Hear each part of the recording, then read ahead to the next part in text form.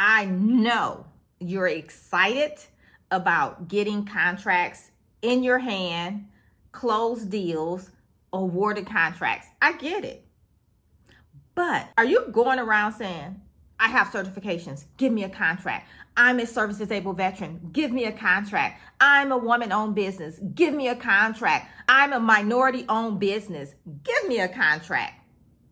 That is not the approach you want to use as you begin to build relationships, as we like to say, business development, and as you're marketing your business. There's a better way, and I'm going to tell you how. In this video, I'm going to be sharing with you the phrase that you're using that is killing your deals. Hey, I'm Felicia over at FeliciaStreeter.com, where we help you, small business owners, consultants, coaches, service providers, suppliers, win contracts with the federal government, step into that CEO role so that you can get into those larger and longer contracts, those 6- and 7-figure contracts as the CEO of your business.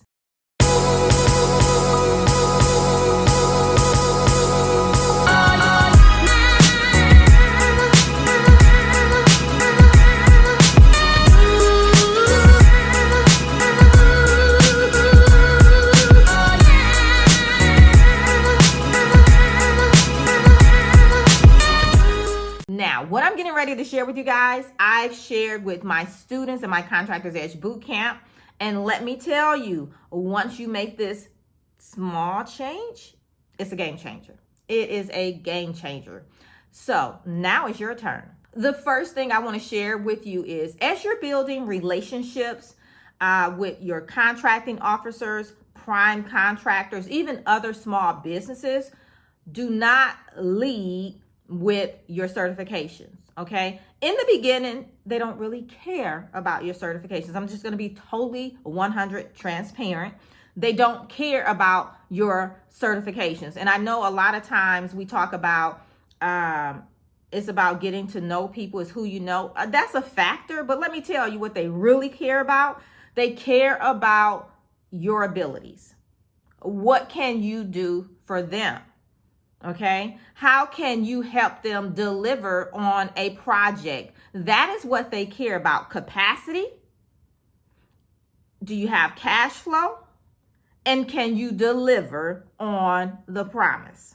Those 3 things. So instead of leading with, hey, my name is Felicia, I have a construction company, and we're a service disabled vet. Don't lead with that, right? Tell them how you can help them. Okay, yes, you have a construction company, but what does your construction company do? What size projects can you handle? What size projects have you done in the past? How have you helped your customers in the past achieve their goals? That is what they want to hear. Because in telling them those things, it's also going to allow them to, hear, listen, and understand that you also are able to manage projects. Because if you can win contracts and get to the finish line successfully and close out the project, then we have to gather within that you're managing the money flow as well. Remember, I said it's 3 things. They want to know what you can do, your capacity, and if you can manage the cash flow. Okay, the certifications are secondary.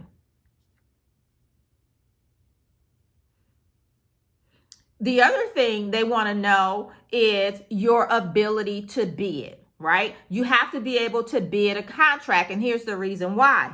If they give you a scope of work of a portion of the project that they're going to sub down to you, or if it's your contracting officer, the actual full-blown contract opportunity, you have to be able to bid that, because if you can't bid it, what happens is on the back end, you may fall short, right? So if you can't bid it correctly and say, you bid it, they like your numbers, they award you the contract, but your numbers aren't what they really should have been, then what's going to happen is midway through the project, you're going to have to reach out for more money. And they don't like that, okay?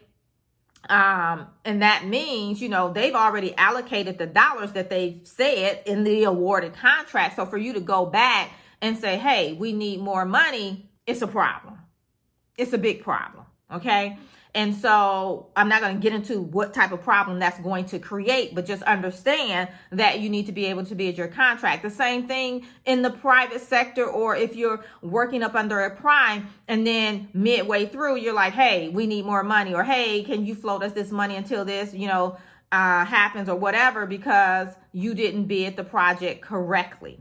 The other thing it tells them, if you're reaching out to them saying, hey, can you pay me early, blah, blah, blah, whatever happened, that tells them you're not managing your money effectively either. Okay. It tells them a multitude of different things. So you have to be able to bid the contract, right? Remember, I said capacity, which means you need to know your capacity, because that will entail what type of projects you should be bidding to begin with.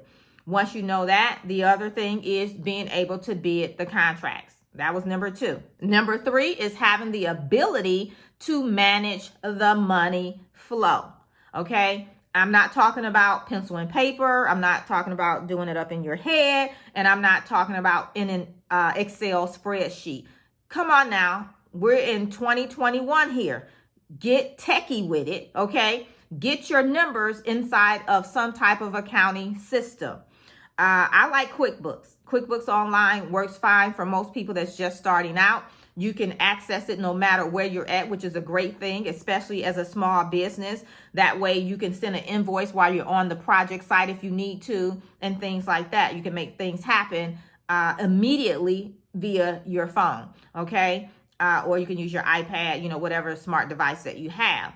So that's why I like QuickBooks. But you need to get into some type of accounting system, because it will track all of the project flow for you as long as you're putting the data in there. It's called job costing. Okay. So you want to make sure you job cost your projects. And if you do that, it'll also help you with future bids, making sure that you're bidding enough that you're covering all of your costs if you do that. Okay. So that's the third thing.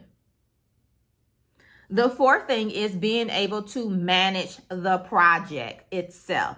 You have to be able to manage the project. So no matter what you're doing, whatever you're offering to the government, you need to have the ability to manage your projects, okay, effectively, right? You have to stay to the schedule. You have to stay within the budget, and you want to make sure you either meet the budget or come in under budget.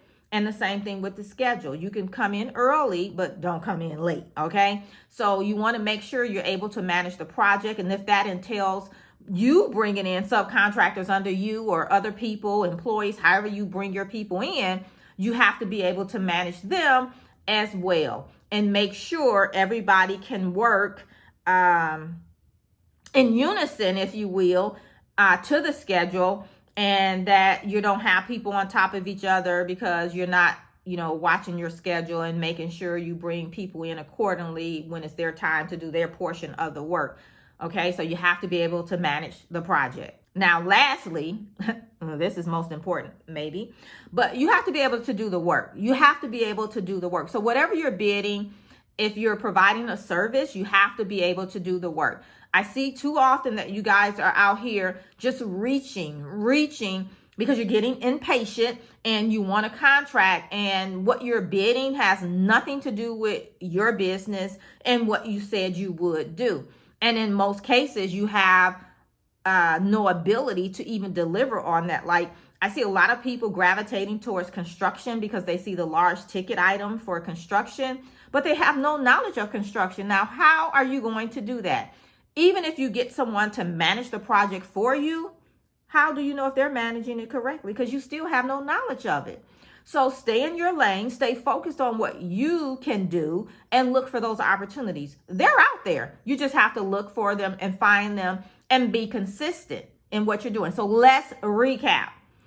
Don't lead with, here's my certifications, here's what I have, I'm certified woman-owned, I'm certified service-disabled vet. No, change the conversation today. Okay, don't lead with the certifications. Lead with, what did I say? Lead with what your company can do. Talk about your capacity. right? And talk about size projects you've done, right? So what is your capacity? Can you handle $100,000 contract or $1 million contract, or if you can handle multiple projects at one time? Start that type of conversation. In relation to who you're talking to, make sure it's what they're looking for, okay? So you want to make sure you're talking to the right customer. And if you need to, validate your customer before you have that conversation, okay? And these are things that we talk about inside the Contractor's Edge Bootcamp. We talk about looking at your preferences, which hence is looking at your capacity. We talk about validating your customer, so we help you find who's your customer, and then we take you through the bid process so that you know how to bid contracts and be profitable, okay? So you want to make sure you're doing that. So change the conversation today as you're reaching out to contracting officers,